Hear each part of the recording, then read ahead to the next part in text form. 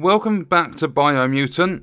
In this video we are going through general tips for the game. What I've got written down in my notes is 18 different tips that I believe you will need to know before you start playing this game. For those of you interested in a review to see what this game is about, I posted one of those very recently on the channel, so you can go take a look at that. And there will also be another 9 tips videos going up for this game on the channel, so make sure you are subbed with your notifications turned on. The other videos for the tips will be short, sharp, straight to the point, giving you information you need for the coolest gadgets in the game and the hardest things to do in the game. This is just your general tips and things that you'll need to know that are going to help you out. And we're going to start off with something very basic. Don't step in the sludge. This sludge can be found around dead zones. It can be found right at the start of the game. You step in it, there's no way to jump around. You're just going to start sinking. If you sink to a certain point, you will just end up being sucked in like you're dead. You have to respawn. It's game over. You can reload from your last checkpoint. You can load up a saved game.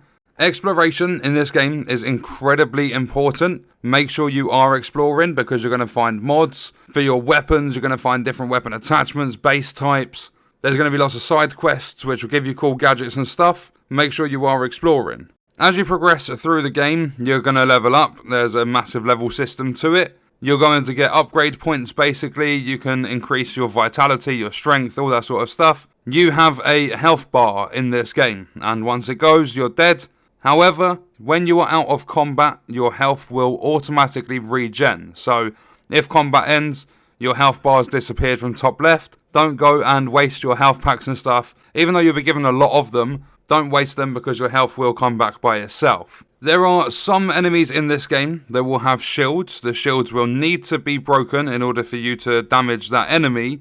You have to break them with a melee attack. There will also be enemies in this game that will have full-on suits of armor. You will have to melee them to death. The bullets you shoot at them will just ricochet and deflect off their armor. Absolutely no point shooting. Just use melee, take those enemies down. There are fast travel posts in this game. You can find them at most of the little, as I'm going to call them, towns. Make sure that you go up to all of these fast travel posts and unlock them because it's going to save you a lot of time for your exploration. And there's a good little animation to it. You piss on the fast travel posts, so make sure that you piss on them all. Areas of the game will have different elements like heat, cold, oxygen deprived areas like the dead zone, radioactive, biohazard. And there was a situation where Pete got stuck in a constant death loop with the latest autosave being 6 levels behind his current level. So fast travel is going to be your best friend that can get you out of a constant death loop. And also, that's a pointer to make sure you are saving often. When it comes to your inventory and managing it, you do not need to sell anything unless you do want some green for the vendors. Dismantling is going to give you materials, each of the materials being like planks of wood and rubber, e-waste. That will all have a cap of 99 for each resource. They are needed for crafting and equipping add-ons and stuff. Your add-ons can be removed off gear, but your materials will not be refunded. I have actually played most of my playtime on the game. I've actually scrapped everything. There's only been a couple of miscellaneous items here and there that I've sold. In terms of the currency being green, there are green leaf plants. If you go into an area, the objective pops up saying green ATM. That is a green leaf plant. You can find these plants, jump through them, and they will give you some green. I think it's 250 for each one, and that will allow you to buy things from the vendors. You also just get green for doing different objectives and stuff, and by the time I had ended up playing the game after about 30 hours or something, I had like 40,000 green and a lot of stuff on my character. There are suits in the game that will increase your resistance against the elements. The entire suit, if you wear it, you will have over 100% resistance, so you can explore those zones without possibly losing any health. You will, for the oxygen suit, need to obtain the level 2 claw bar. There will be a quest for a character called Pebble, and that will allow you to go and get the oxygen suit once you've upgraded the claw bar from doing the quest for Pebble. There will also be a separate video for that on the channel. And in the biohazard green zone, so if you've got the suit or 100% resistance, almost every enemy will give you bio points, which you can then use to increase your resistance against other areas, or even biohazard if you want to. You can unlock some cool abilities like Moth Mouth, which is basically going to spit this little ball at the enemies, hit the small enemies, and then they're going to start attacking their allies.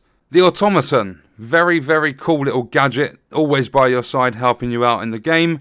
This can be upgraded by finding Mirage, who's a big teddy bear looking dude, and he chucks you into a flashback to fight a disciple. Upon winning or losing, it doesn't matter which way that happens, you can upgrade your automaton. You can give it like a stim shot that will boost damage output, there's a glider, turret, and there's also a health stim shot as well. There are, as well as that, different objectives you can do for a quest with the notice boards that will unlock different appearances for the automaton as well. Along with that, as I've said, quests to upgrade your claw bar, there's also a clonk fist, and the videos for those will be on the channel.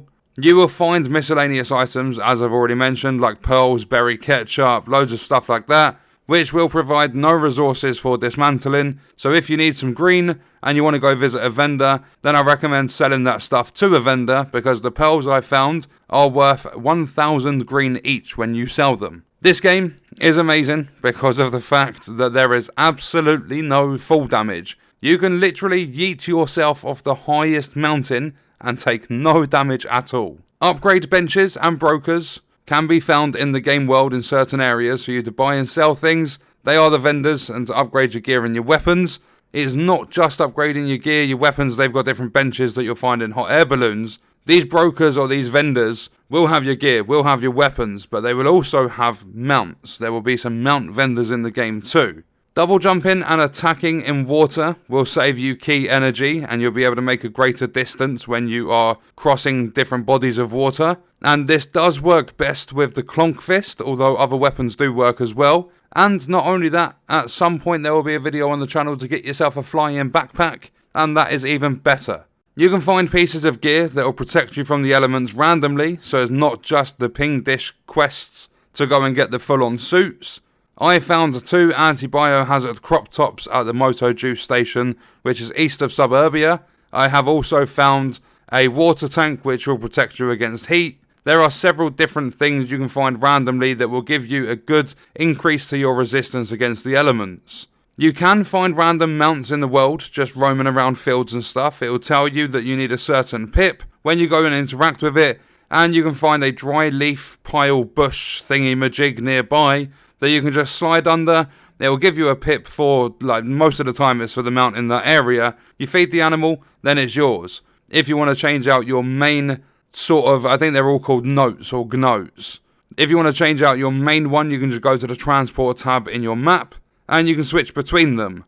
When you are walking on a tightrope in this game, you can double jump to reset your balance. So you don't need to use, if you're using controller, you don't have to use your analog sticks to actually balance yourself. You can just double jump and it will reset it. And then the final one, this is actually a very important one. The game gives you 5 different loadout slots to make changing gear much more efficient. So what you do with this is you go into your start menu, you go down to your gear, you go into your gear and you have a look at what's on your character. Then you can tab along to outfits. As I said, there will be 5, and all you do is simply click on one, that's your main sort of loadout. Then you click on number 2, your character is going to be naked, you go and equip the gear you want. Then click on number 3, change it again, number 4, number 5, you can do it with all of them, and then simply, for an example, in slot number 1, I have my standard build. In slot number 2, I will have the suit for the heat element, so protecting myself against heat. So all I do, if I go into a heat zone, quickly press start, go down to my gear, go into outfits, click on number 2, back out, it's changed. I can now explore a heat zone, and then once I come out of the heat zone, I go back into the outfits menu, go back to number 1, back to my normal gear. That easy. So that was 18 different tips I think you need to know for Biomutant. Some of them I did expand on from what I originally wrote in my notes. And out of my 30 hours of playtime, those are the biggest ones I feel that players will actually need to know. Some of them are kind of cheesy, like double jumping and attacking to cross a greater distance of water. And what we're going to do is leave the video there. So let me know your thoughts and stuff in the comments, and even comment if you have more to add once the game comes out and stuff to help other players. But that's going to do it from me and this video. I will see you in the next one. I hope you guys enjoyed it.